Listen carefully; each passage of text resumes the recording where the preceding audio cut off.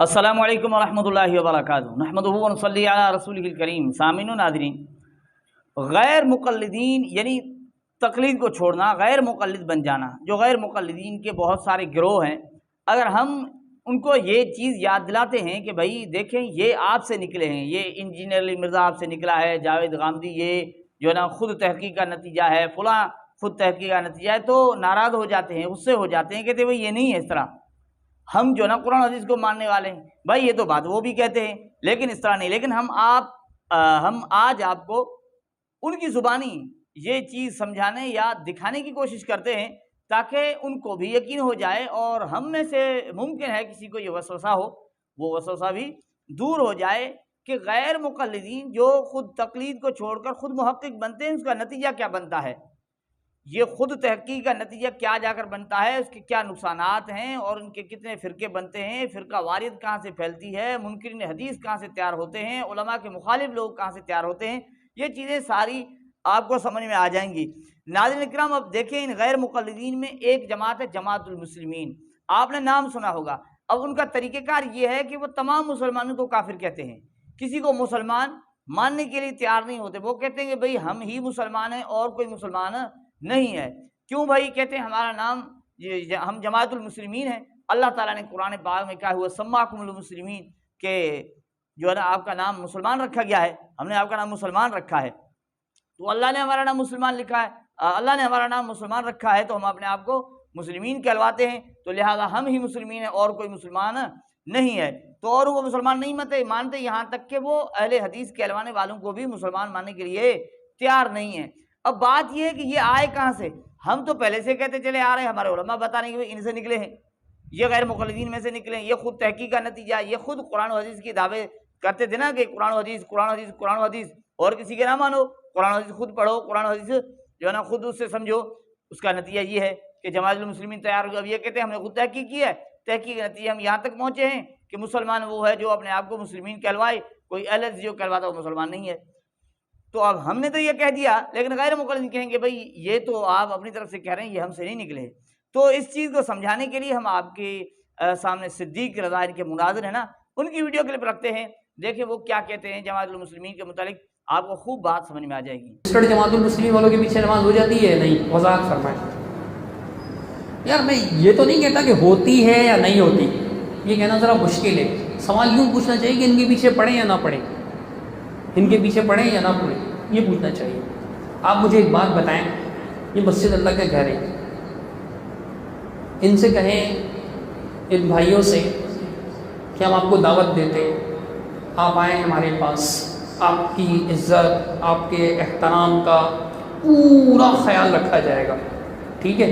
جیسے شیخ صاحب کی ایک کرسی یہاں لگی ہوئی ہے، آپ کو ہم یہاں کرسی لگا کے دے دیتے ہیں، آپ بیٹھے ہمارے ساتھ، ٹھیک ہے؟ آپ ہمارا کفر و شرک بتائیں، ہمارے عقیدے میں کون سا کفر ہے، ہمارے عقیدے میں شرک کیا ہے، آپ بتائیں۔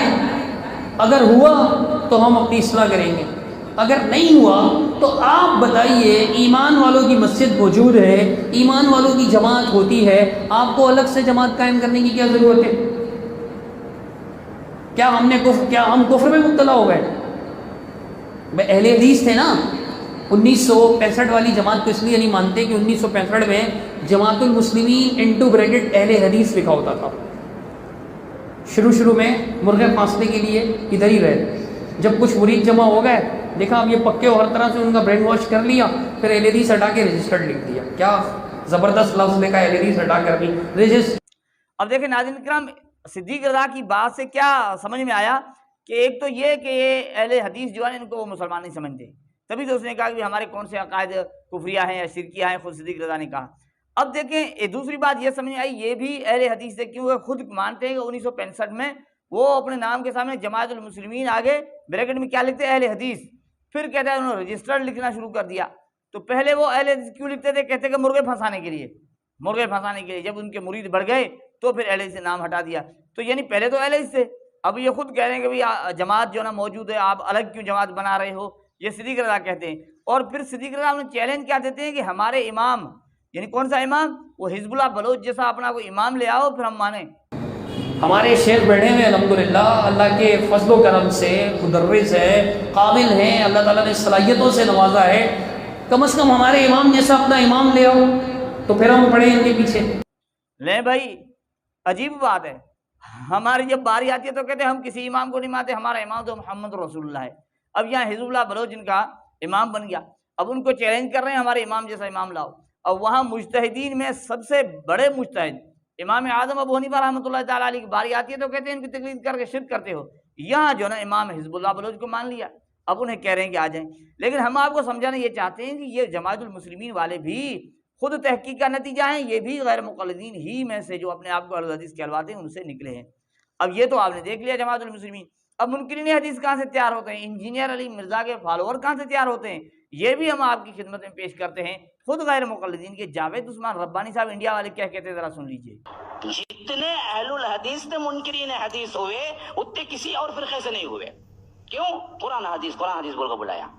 جتنے انجینئر مرزا کو آج ماننے والے ہیں ان میں زیادہ تر اہل حدیث ہی ہیں جو کنورٹ ہو کے اس کی طرف گئے۔ یہ ہمارے واسطے سب سے بڑا خطرہ بن گیا آج کہ قرآن حدیث کا لیبل لگاؤ، کسی ہو نہ چاہوں۔ یاد رکھو مسلمانوں، بڑی درد مندی کی اپیل ہے، کسی کے چکر میں نہ آؤ۔ اب ناظرین کرام دیکھیں، جاوید عثمان ربانی صاحب نے اس چیز کو مانا ہے کہ سب سے زیادہ منکرین حدیث کہاں سے تیار ہوئے؟ اہل حدیث سے، اور سب سے زیادہ انجینئر علی مرزا کے فالوورز کہاں سے تیار ہوتے ہیں؟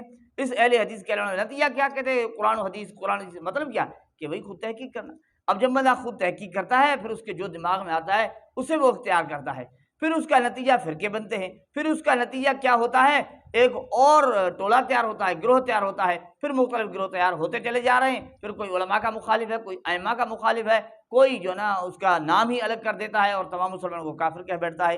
ناظرین کرام، کہنے کا مقصد یہ ہے کہ جتنے غیر مقلدین کے گروہ بنتے چلے آ رہے ہیں ان میں جو اختلاف اس وقت بہت کثیر تعداد میں ان میں اختلاف پایا جاتا ہے، خصوصاً ابھی آپ دیکھیں عمر صدیق اور توصیف الرحمٰن میں ابھی بہت اختلاف چل رہا ہے۔ عمر صدیق کی ہر آئے دن جو ہے نا نئی ایک جو ہے نا پوسٹ ہوتی ہے، اس میں اس کی تحریر ہوتی ہے، اس میں وہ مسائل بتا رہے ہیں جو وہ یعنی یاد سیدھی بات ہے کہ وہ مخاطب کس کو کر رہے ہوتے ہیں؟ توصیف الرحمٰن کو۔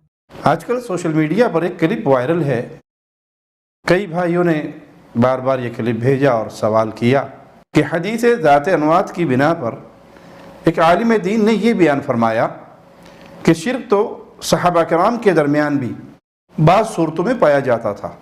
المختصر، اس حدیث سے صحابہ کرام رضوان اللہ علیہم اجمعین کے ہاں بعض قسم کے شرک کی موجودگی ثابت کرنا بالکل غلط بات ہے۔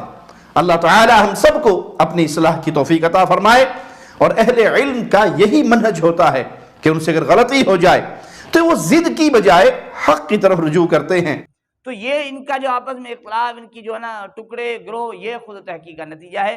اللہ جل جلالہ ہمیں ان کی حقیقت کو سمجھنے کی توفیق عطا فرمائے۔ یہ ہے حقیقت۔